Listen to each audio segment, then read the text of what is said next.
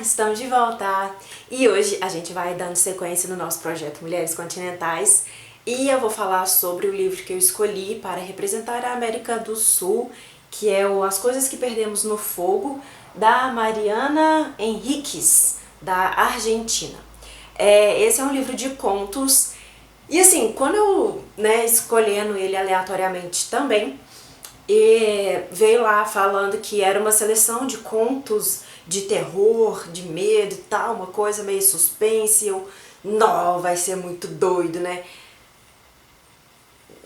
Bom, doido mas bom, assim, o bom ficou um pouco a desejar. Mas enfim, como são contos, eu selecionei 3 que eu gostei mais e que eu acho que vale a pena comentar aqui com vocês. Os outros, eles não são ruins, mas eu acho que assim, eles conversam muito mais com os locais, né, principalmente Constituição, que é onde se passa, né, a maioria das histórias. Eu acho que tem elementos bem específicos da cultura, do ambiente, né, da sociedade. Então, pra mim, que não conheço absolutamente nada da Argentina, né, de uma forma geral, eu acho que eu fiquei meio voando, assim. E aí eu não peguei essa coisa do terror, do medo, foi simplesmente uma leitura aleatória que aconteceu. Mas então vamos lá, vamos conversar. O primeiro conto que... assim que eu peguei, que eu terminei de ler o conto, eu falei, não, o livro vai ser bom mesmo. Foi o menino, chama-se O Menino Sujo e é literalmente o primeiro conto. E ele se trata sobre o seguinte: a gente tem uma jovem ali, com seus quase 30 anos, ela mora num bairro que antigamente, ali na década de 1880, ele era considerado o bairro assim, da aristocracia, tinha aqueles imensos casarões, aquelas propriedades e tudo mais. O povo realmente, como se diz, era um bairro em ascensão da aristocracia argentina. Só que, né, nessa década de 1880 houve um surto de febre amarela ali e os residentes acabaram abandonando todas as casas e tal. E depois que acabou o problema, né, a febre amarela passou, eles não retornaram às suas propriedades. Foi um bairro literalmente abandonado. E a gente sabe que num país em ascensão, né, no capitalismo aí, esses bairros não ficam sem residentes. Então virou um bairro extremamente perigoso, porque quem assumiu essas propriedades é o pessoal da droga, prostituição, então assim, virou extremamente marginalizado e super perigoso.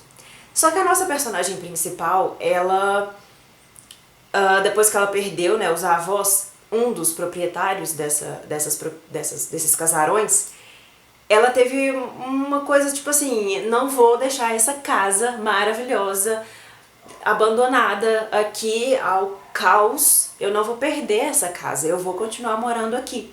E até então ela nunca teve nenhum problema, ela via muita coisa ruim acontecendo, mas nunca nada aconteceu com ela.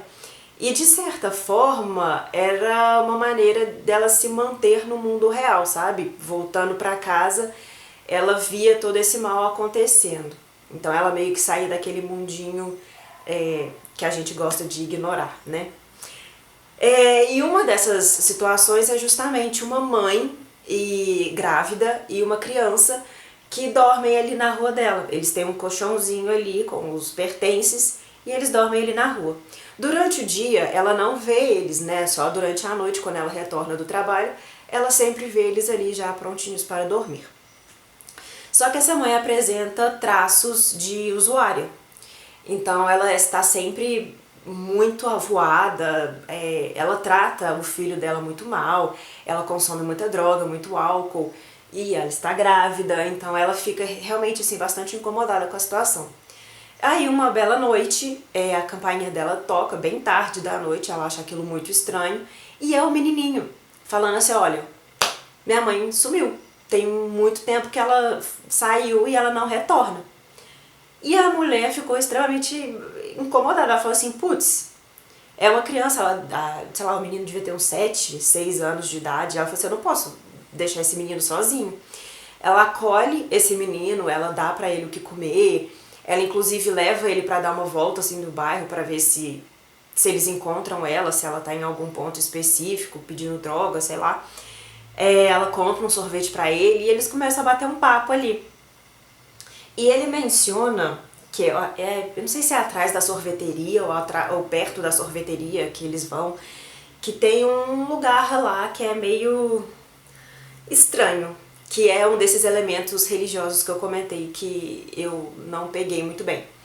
Mas ele fala que é um lugar muito ruim, muito mal, é uma coisa que não se deve ir. E aí tá, tudo bem. E aí ela falou assim, vamos voltar pra casa, né, pra ver se sua mãe tá lá e tal. E não. E aí quando eles retornam, né, na casa da mulher, ele pega e vai embora. Não fala mais nada, ele não consegue dar nenhuma informação nem nada. E a moça fica, tá bom, o que eu vou fazer, né? A criança foi embora, eu não posso agarrar ela aqui. E aí no dia seguinte, ela vê no jornal que uma criança, um menino de 6, 7 anos de idade, foi encontrada nesse lugar mal, degolada. E eles não tem como eles divulgarem o nome da criança porque não tem nenhuma identificação. O próprio ato, né, de ser degolado é uma coisa que faz parte de uma tradição antiga, cultural, e também é uma coisa de gangues. Então ela fica extremamente, assim, louca. Ela fala, putz, eu não posso nem ir lá tentar reconhecer a criança porque eu não sou parente, eu não sou nada. Será que é o menino? Será que não é? Será que eu conto pra polícia que no dia anterior aconteceu, né, desse menino vir na minha casa e que eu estava com ele? Será que isso é uma informação relevante, não é? E aí ela começa uma busca pela mãe, pra ver se e pelo menino, né, obviamente, pra ver se o menino tá vivo e pra ver se ela encontra a mãe e, sei lá, se ela sabe de alguma coisa. Então a gente vai acompanhar essa... Como é um conto, é muito rápido esses acontecimentos. Eu acho que se a autora transformasse isso num romance, por exemplo, ia ficar bem bacana. Mas enfim, eu não posso dar mais detalhes, mas a mulher encontra apenas a mãe, depois de um tempo. E a mãe fala uma coisa ali no final bem impactante. E que eu tenho certeza que a personagem nunca mais dormiu depois disso. E o próximo conto é A Casa de Adela. Adela, então, é uma das nossas personagens principais. Ela é uma criança ali, pequenininha, de, sei lá, 7, 8 anos, 10, não sei, alguma coisa do tipo. E ela tem uma deficiência. Ela não tem o braço direito, se eu não me engano. Então, ela passa por, né, poucas e boas na escola, né? Os alunos ficam fazendo piadinhas com ela e tudo mais. Só que tem dois irmãos que fizeram amizade com ela e que enxergam ela como uma coleguinha normal, não enxergam a deficiência dela. A Clara e o Pablo. E o Pablo, ele é o mais velho, e ele fica muito amigo da Adela. E eles começam a se interessar muito por filmes de terror. A Clara, ela tem muito medo, mas, né, como o irmão mais velho está assistindo, ela passa a assistir também, mas ela passa os cagaços ali. E eles gostam muito, assim, eles ficam conversando sobre filmes de terror ali a todo momento e tal. E aí um belo dia, a mãe da Clara e do Pablo, eles estão andando assim na rua e ela, não, vamos atravessar. E aí eles, não, mas por quê e tal? Aí a mãe fala que tem medo de uma casa que tá ali e que ela não gosta de passar na frente dessa casa e tal. E aí eles perguntam por quê. E ela fala que não sabe o porquê, é só assim um sentimento que ela tem. Ela olhou para aquela casa e não foi pra cara dela, entendeu? Ela acha que alguma coisa de ruim aconteceu ali. Pra quê, né? Falou isso, o Pablo colocou isso na cabeça e falou assim, vamos lá na casa.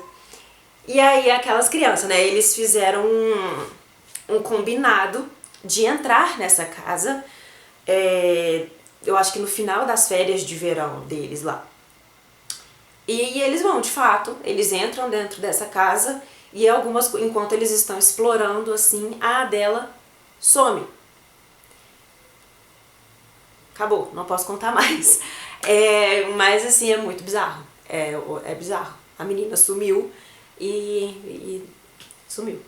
É muito louco esse conto. O último conto que eu quero trazer aqui pra vocês, eu tenho uma dificuldade de falar o nome dele, é aqui, ó. Pablito clavó um clavito. Uma evocação do baixinho orelhudo. É a história do Pablo, outro Pablo. Ele é um guia lá em Buenos Aires. Só que ele é um guia específico para crimes e criminosos. Então não é aquele passeio turístico que você vai fazer vendo, sei lá, quais são os pontos turísticos de Buenos Aires. Não sei. Mas né, você não vai tipo ver o Cristo Redentor, sei lá, esses passeios assim. Não. É um passeio focado para os crimes que aconteceram em determinados lugares e os criminosos famosos e maus assim da região. Confesso que seria um passeio turístico que eu faria. Acho que deve ser muito legal. Inclusive tem um passeio lá na Inglaterra que é do Jack Stripador. E eu acho que deve ser muito doido de fazer. Eu super quis. Assim que eu descobri que existe esse passeio, eu super quis fazer. Enfim, voltando ao conto. E esse cara, ele tá lá fazendo, ele trabalha já lá há bastante tempo e são 10 crimes que tem nesse tour. Só que tem um em específico que ele acha o pior. Assim, o pior sendo o melhor.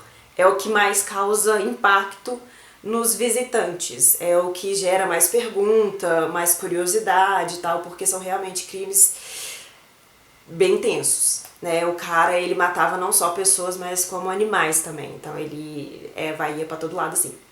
Mas enfim, ele começou, né, a falar, trabalhava com isso o dia inteiro, 7 dias por semana e tal, falando daquele negócio. Ele me começa a ver o criminoso lá, o cara que cometeu os crimes, dentro do ônibus.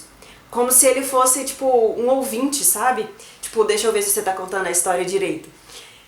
E aí, quando ele volta pra casa, a mulher dele tá com um nenenzinho, assim, pequeno, e ele vai conversar sobre o trabalho dele. Só que o trabalho dele é uma conversa um pouco estranha, né? Então a mulher fica extremamente incomodada com isso e ela não quer saber desse tipo de conversa perto dela nem perto da criança.